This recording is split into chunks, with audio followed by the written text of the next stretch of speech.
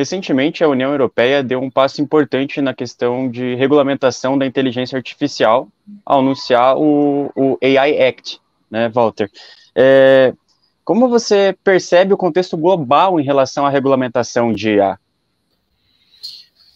Olá, Bruno, tudo bem? Essa é uma questão, né? Na verdade, assim, o uso da inteligência artificial ele já remonta aí a algumas décadas, na verdade, né?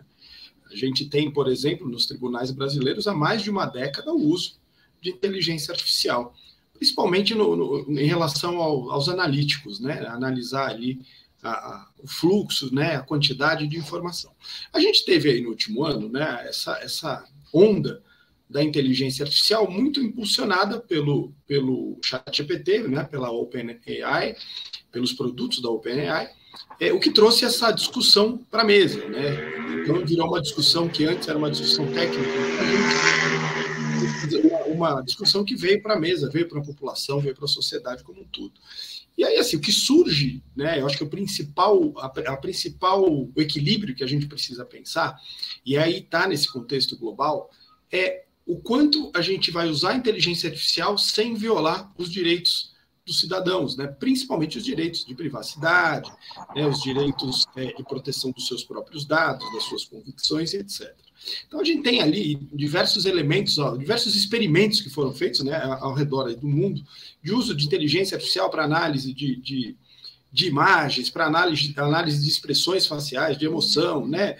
Ferramentas até que do ponto de vista de segurança muito interessantes, como tem sido usado nos aeroportos para pegar comportamento suspeito, emoções fora de um padrão, para ali você ter talvez um indício de um suposto crime que vai acontecer, aí a gente vai para um caminho preditivo, né, da inteligência artificial, mas é que o uso da inteligência artificial de uma forma ampla, ela gera essas preocupações, né? Qual é o limite ético disso? Eu acho que a ética é um dos grandes pontos, e eu acho que o contexto global ele vem nesse sentido, e muito do que eu vi, senti no AI Act é nesse sentido, de que assim, olha, vamos usar, é interessante, vamos fomentar, né, as pequenas e médias empresas, vamos fazer a tecnologia avançar, mas sempre com um cuidado de não usar isso de forma irrestrita e que possa ter vieses, né, principalmente vieses raciais, vieses de discriminação étnica, religiosa, de orientação sexual e etc. Então, eu vejo nesse sentido, ela vem num contexto de sopesar o que é benéfico da evolução tecnológica com a manutenção, né, e a preservação dos direitos pessoais, né? Eu vejo nesse sentido. Aí ela não é uma tecnologia recente, ela já é de muitos anos. Claro que tivemos o avanço do ChatGPT, como você citou, mas não é algo recente.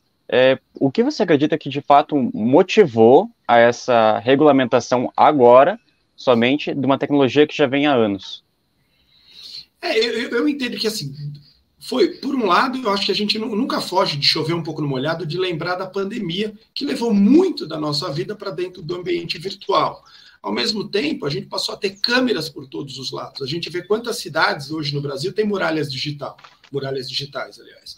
E o quanto isso, né, leva um certo incômodo no cidadão de se sentir monitorado o tempo todo. E eu acho que as pessoas elas acabam confundindo um pouco essa base de dados de monitoramento com o uso específico da inteligência artificial. Não que esses mundos não se cruzem, e normalmente se cruzam sim, mas eu vejo mais um incômodo, né, da população em geral. Né? A gente vê, por exemplo, o movimento que existe na França contra reconhecimento facial. Né? Então, assim, existe um incômodo na sociedade de se sentir excessivamente monitorado. Mas também aí a gente tem uma dicotomia entre segurança e preservação de direitos. As muralhas digitais, elas têm trazido, né, experiências de segurança muito melhores, né? Porque você consegue evitar de acontecer alguma coisa, porque você já está monitorando uma placa, já está monitorando um indivíduo que tem, né, ali uma conduta criminosa.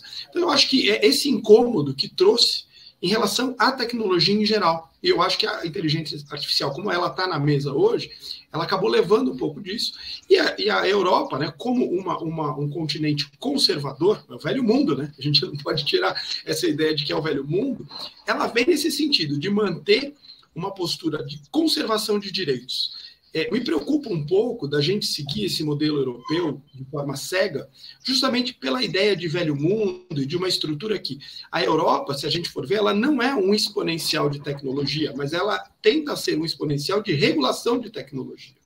Enquanto a gente vê Singapura voando ali em uma velocidade absurda em desenvolvimento de tecnologia, a própria China, né, a gente vê que, de um lado, a gente tem um desenvolvimento, e aí aquela outra dicotomia, guerra, desenvolvimento e proteção, né, e vulnerabilidade. De um lado, a gente tem um desenvolvimento acelerado nos países orientais, e o velho mundo ainda mantendo uma postura de querer ser o regulador, né, o que é bom por alguns aspectos, a manutenção dos direitos fundamentais, mas, ao mesmo tempo, é um modelo um pouco restritivo demais, e às vezes, por mais que existem aspectos no AI Act que prevêem desenvolvimento tecnológico, sandbox regulatórios lá para as pequenas e médias empresas, ao mesmo tempo ela está limitando de certa forma. Então, eu acho que o Brasil teria, para realmente estar numa vanguarda regulatória, olhar também para os grandes desenvolvedores de tecnologia, não só para a União Europeia, né?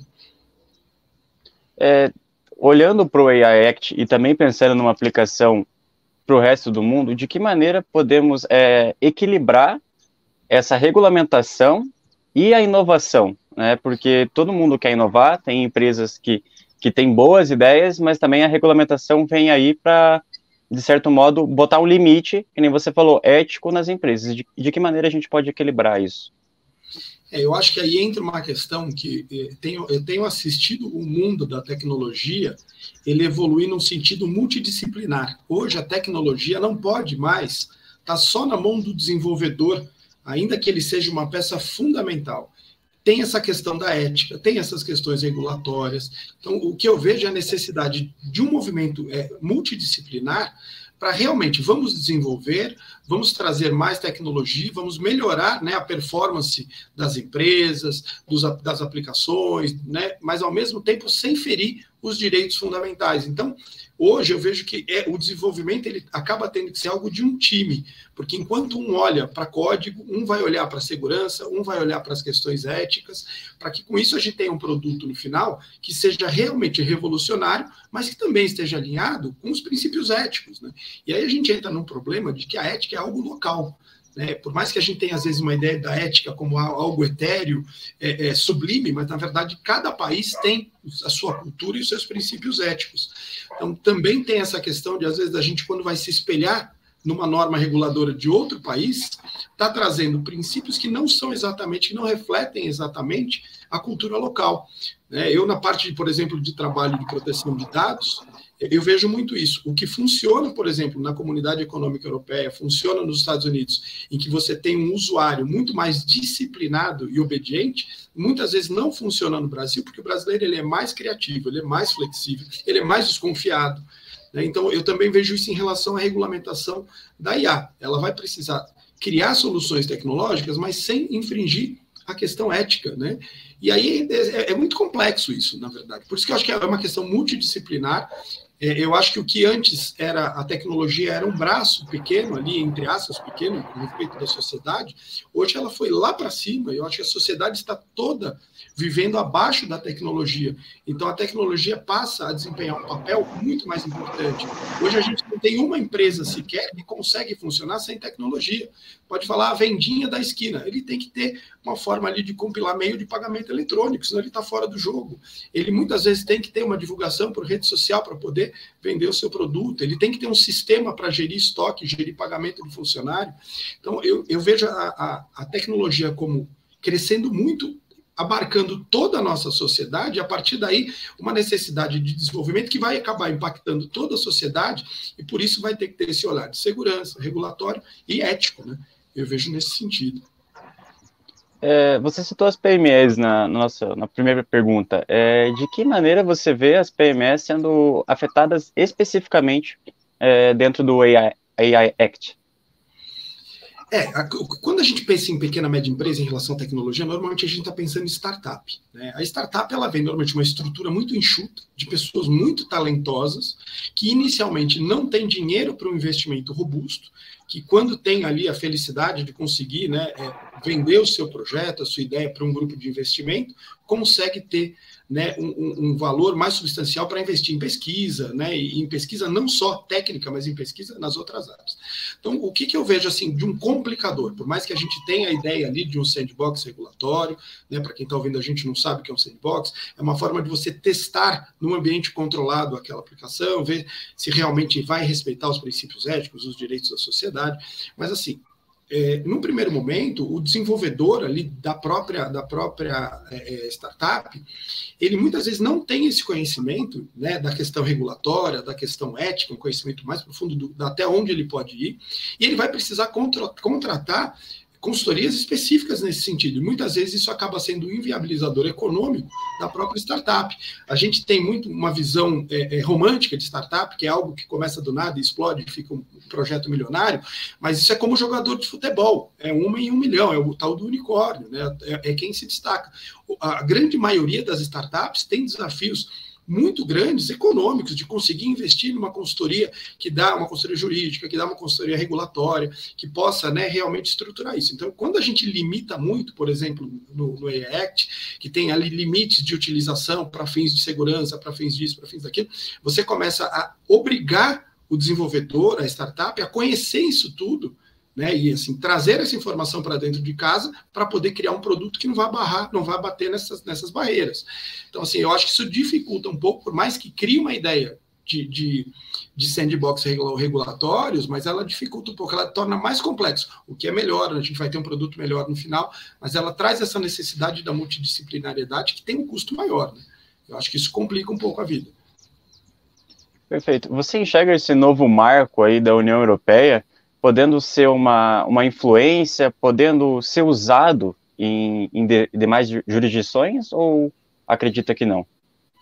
Sim, eu acredito que vai ser usado até, né? A gente espelha aí no que aconteceu com a GDPR, por exemplo, né? O que aconteceu com as outras regulações de tecnologia, elas acabam influenciando. A gente não pode esquecer que economicamente, né, a Comunidade Econômica Europeia, ela tem uma força muito grande, uma representatividade muito grande no Brasil.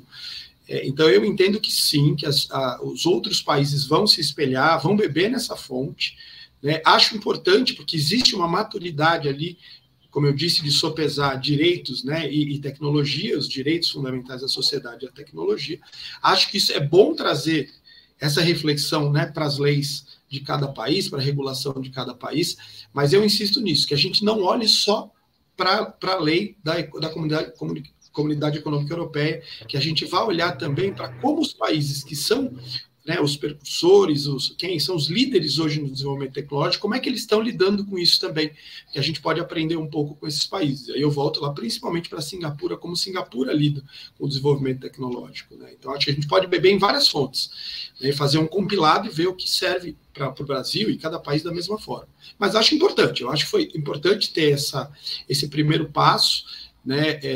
Ainda é muito cedo para entender os possíveis desdobramentos de inteligência artificial, né? Ainda que seja algo que vem aí quase, talvez mais de 4 décadas, né, sendo utilizada de certa forma, a gente não pode esquecer que o próprio jogador de xadrez que venceu o humano lá atrás já era uma inteligência artificial, e é coisa de quando eu era criança, você não era nem nascido, né? Então já vem de muito longe.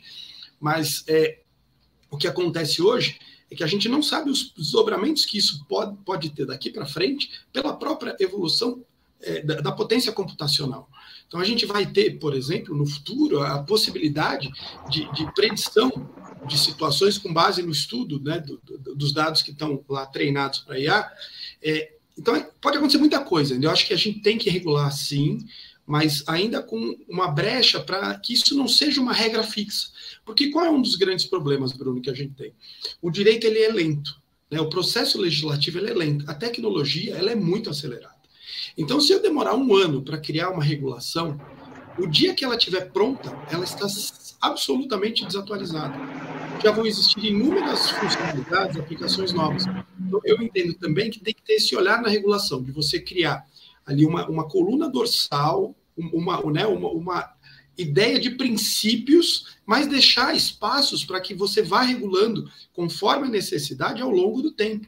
Mais ou menos o que aconteceu, e acho que nem de forma proposital, mas aconteceu na prática, com a LGPD. A LGPD saiu como uma lei com princípios básicos, mas a gente vê que a NPD vem criando normativos, vem criando cartilhas ao longo do tempo, consultas públicas, porque assim vai evoluindo. O que se pensava em proteção de dados em 2017, quando a lei estava sendo feita, é muito diferente do que a gente pensa hoje em 2023. Então, da mesma forma com a inteligência artificial. Ainda que esteja muito desenvolvido, seja uma coisa já antiga, mas o que se pensa hoje em inteligência artificial provavelmente é muito aquém do que vai estar acontecendo daqui a um ano. Então, se eu levar...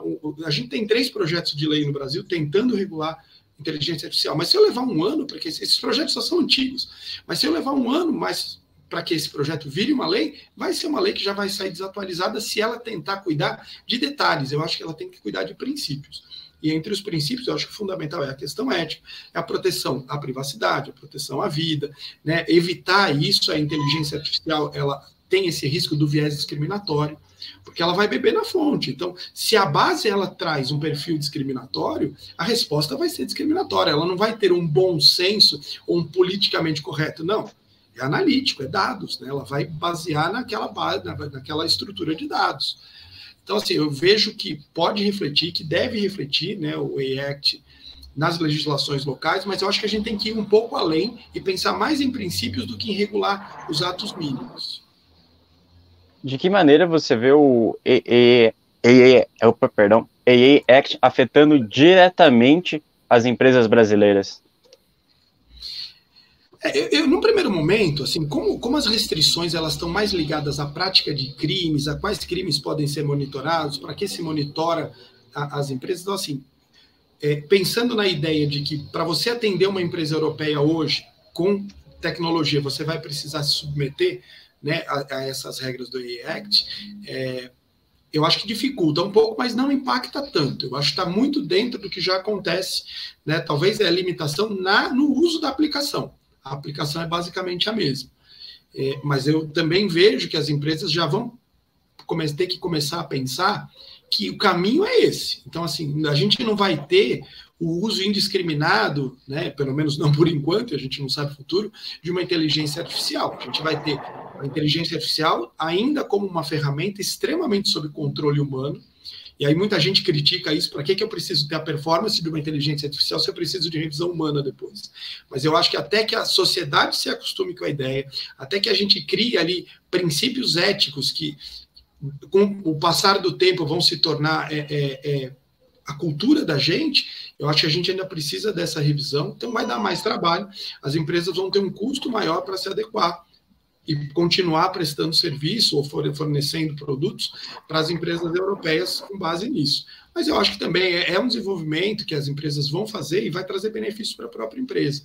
Esses dias, eu estava numa live falando na questão de cibersegurança, e um dos palestrantes, não sei se você conhece o Sérgio Poma, ele fez uma analogia muito interessante com o cinto de segurança, que na época que eu era criança, os carros já saíam de fábrica sem cinto de segurança, porque não era uma regra que existia. E eticamente aquilo era aceito. Que aí, quando começa a ter uma regulação, as fábricas começam a vender carro com cinto de segurança, as pessoas colocam cinto de segurança no carro que não tinha, chega num ponto que hoje a gente entra no carro e conecta o cinto ali sem nem perceber o que a gente está fazendo. Aquilo foi absorvido na nossa cultura. E eu acho que esses princípios éticos em relação a inteligência artificial vão chegar num ponto que vão ser absorvidos pela nossa cultura. E aí o desenvolvedor, quando ele estiver fazendo aquela aplicação, ele já vai ter aquilo na cabeça, ele nem vai além naqueles vieses que são contrários a esses pontos éticos. Ele vai desenvolver algo já vestido, né, nessa questão do que é aceito socialmente para a aplicação da inteligência artificial. Eu vejo nesse sentido, com bons olhos, eu vejo que impacta de forma positiva da gente começar a já produzir algo que faça sentido lá no final, né? E vejo com bons olhos. Eu vejo, ainda que seja uma legislação, como eu estou dizendo, que me preocupa por ser muito conservadora, mas eu acho que uma base é melhor do que a gente não ter nada nesse momento. As pessoas acharem que dá para usar de forma irrestrita, né? E com alguns cuidados nisso, né? Foi regulamentado, mas qual é a dificuldade de agora aplicar, de implementar todas essas leis, todas essas éticas estabelecidas, e de que maneira fazer com que, você mesmo disse, a sociedade entenda essas éticas? A forma que a legislação, até por ter esse viés muito conservador, né, da Comunidade Econômica Europeia, a forma que eles criaram de garantir essa implementação foi com multas altas, né? Mais uma vez, é a dor no bolso que faz com que as empresas tenham que olhar para as coisas de uma forma um pouco mais atenta. Então, assim, no primeiro momento, como é que se faz aplicar? Dor no bolso, faz aplicar a multa. Eu acho que vai ter necessariamente, acho não, com certeza, vai ter necessariamente um período de adaptação, né, de redesenho de algumas coisas, né? E agora, a sociedade, é mais fácil, eu acredito, a sociedade absorver essa cultura, porque parte da sociedade, esse incômodo, né, com o que vai muito além das questões de privacidade. Por exemplo, a gente tem na China aquele sistema de score social. Isso não vai ser permitido no AI Act, mas isso é para a nossa sociedade ocidental, já está isso no nosso espírito. A gente não gostaria de ter um sistema, pelo menos, né, largamente a nossa sociedade, um sistema de score social com base em imagens que estão coletando você na rua. Principalmente nós latinos, mais ainda. A gente se incomodaria mais ainda com isso. Então, acho que a sociedade absorve muito bem essas restrições que estão lá no AI Act, até porque muito isso emana do próprio movimento social, né, da sociedade. Eu vejo o desafio mais para as empresas para conseguir limitar, e aí é aquela história, né? A inteligência artificial, dependendo de como você treina ela, e aí quando a gente vai para machine learning, para deep learning, aí você cria riscos da empresa ser responsabilizada por algo que ela não teve controle. E aí o papel do desenvolvedor aí de conseguir controlar esse monstro, né, seguindo aqueles princípios da ficção científica de antigamente, né, um monstro que é a inteligência artificial que aprende por si mesma, isso pode gerar impacto para as empresas, porque o resultado final pode estar um pouco fora de controle, principalmente na questão dos vieses de discriminatórios. Eu vejo que o maior problema é nesse sentido. Aquela questão de restrição que depende de uma lista de crimes específicos para você monitorar, a questão de você não poder monitorar emoções nas escolas, né, nos ambientes corporativos, isso eu acho que é até mais fácil de lidar, mas me preocupa mais as questões discriminatórias mesmo, até porque se a base ocidental, ela tem alguns viés discriminatórios, porque a história da nossa sociedade, ela vem, né, você tem ali épocas de discriminação de setores da sociedade que são marcados, e quando você vai beber nessa fonte para treinar uma IA, necessariamente ela vai ter esse histórico, e essa é a verdade, é a nossa história. A gente vai precisar entender como a gente vai filtrar os resultados para que a história real da humanidade não desague necessariamente no viés discriminatório. Fazendo um paralelo aqui, Bruno, sem me estender muito, mas assim, por exemplo, nos tribunais no Brasil já é usada a inteligência artificial para segregar os processos por natureza, por objeto, o que está sendo discutido, quais são os argumentos. E aí ele vai se basear muito em palavra-chave que a gente tem hoje. E o que me preocupa, aí já no lado do direito, de que se você usar as palavras-chave corretas, embora os argumentos não sejam os melhores, você vai conseguir estar em determinado grupo para ser julgado de determinada forma. Esse é o primeiro ponto. Então, o direito ele deixa de ser algo baseado em prova e argumentação para ser algo baseado em palavra-chave. Então, essa é uma preocupação. A segunda preocupação é a imutabilidade que pode acontecer das decisões, porque hoje, ainda que um tribunal sempre julgue determinado caso da mesma forma, de repente, você consegue levar um recurso para um tribunal que mostra algo um pouco diferente naquela situação, você muda o entendimento do tribunal. De repente, aquele desembargador olha o teu caso e fala assim, nossa, eu nunca pensei dessa forma. E ele se reinventa, ele reinventa a visão dele. E com isso ele pode refletir nos outros desembargadores e mudar, como muda constantemente o entendimento do tribunal. Se você colocar o poder de decisão de julgamento só na inteligência artificial sem a revisão, a gente tem um risco de imutabilidade do direito, porque sempre foi julgado assim, sempre vai ser julgado assim. E um argumento diferente talvez não seja suficiente para despertar curiosidade, entre todas as aspas, na inteligência artificial. Ele vai seguir o padrão. Olha, esse caso tem os fatores A, B e C, então ele tem que ser julgado da forma X. E você não muda o direito. E isso me preocupa na própria evolução das questões sociais, quando a gente vai para IA de uma forma abrangente. Porque, assim, se você tem uma ferramenta que vai tomar decisões sociais baseadas só em histórico, é muito perigoso, porque você vai repetir sempre as mesmas situações. Então, isso se a gente estiver trabalhando com a ideia de uma IA analítica, que é o grosso. A gente fala muito em generativo. O generativo, você sabe muito bem disso, uma pequena camada do que a sociedade tem acesso hoje. Mas também vejo com bons olhos na ideia dos preditivos, da gente conseguir pegar um histórico e conseguir prever uma situação, um comportamento, prever algo para evitar que aconteça aí crimes, que aconteçam coisas nesse sentido.